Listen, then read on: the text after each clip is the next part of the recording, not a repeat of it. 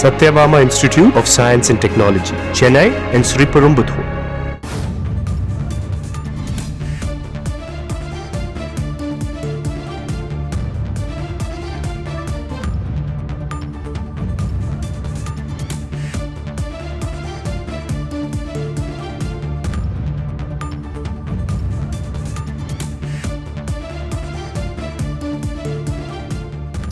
பரபரப்பான சூழல்ல பிரதமர் நரேந்திர மோடி தேசிய பாதுகாப்பு ஆலோசகர் அஜித் தோவலோடு சந்தித்து ஆலோசனை நடத்தியிருக்கிறார்.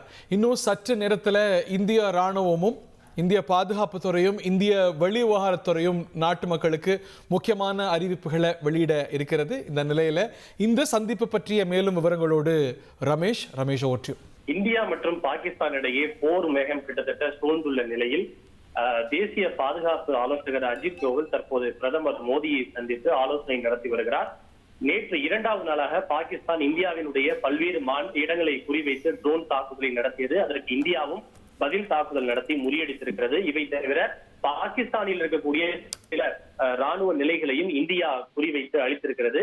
இந்த நிலையில் இதனுடைய தற்போதைய முன்னேற்றங்கள், இந்தியாவினுடைய தற்போதைய பதில் தாக்குதல்கள் அடுத்து பாகிஸ்தான் என்ன நடவடிக்கையை மேற்கொள்ள வாய்ப்பு, அதற்கு எதிர்கொள்ள இந்தியா எப்படி தயாராக இருக்க வேண்டும் என்பது குறித்து பிரதமருடன் அவர் தற்போது ஆலோசனை நடத்தி வருவதாக கூறப்படுகிறது. சற்று நேரத்தில் வெளியுறவு மற்றும் பாதுகாப்பு அமைச்சகத்தின் சார்பில் இந்த ராணுவ நடவடிக்கைகள் தொடர்பாக செய்தியாளர் சந்திப்பும் மேற்கொள்ளப்பட இருக்கிறது. தொடர்ந்து பல உயர்மட்ட ஆலோசனைகள்ல பிரதமர் ஈடுபட்டு வருகிறார். நீங்க திரையில பார்க்கக்கூடிய காட்சி பாதுகாப்புத்துறை மற்றும் வெளி விவகாரத்துறை ஏற்பாடு செய்திருக்கக்கூடிய பத்திரிகையாளர் சந்திப்புக்கு ஆயத்தம் நடக்கக்கூடிய காட்சிகள் இவை. இந்த சந்திப்புல என்ன எதிர்பார்க்கப்படுகிறது Ramesh?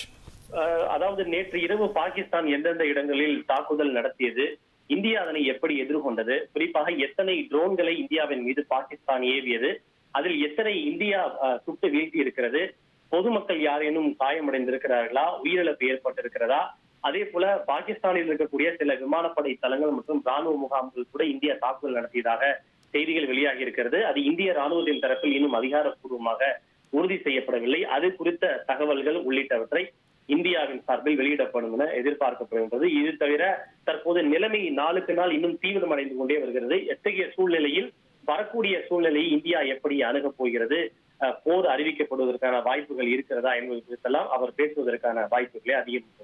Satyabama Institute of Science and Technology, Chennai and Sriperumbudur.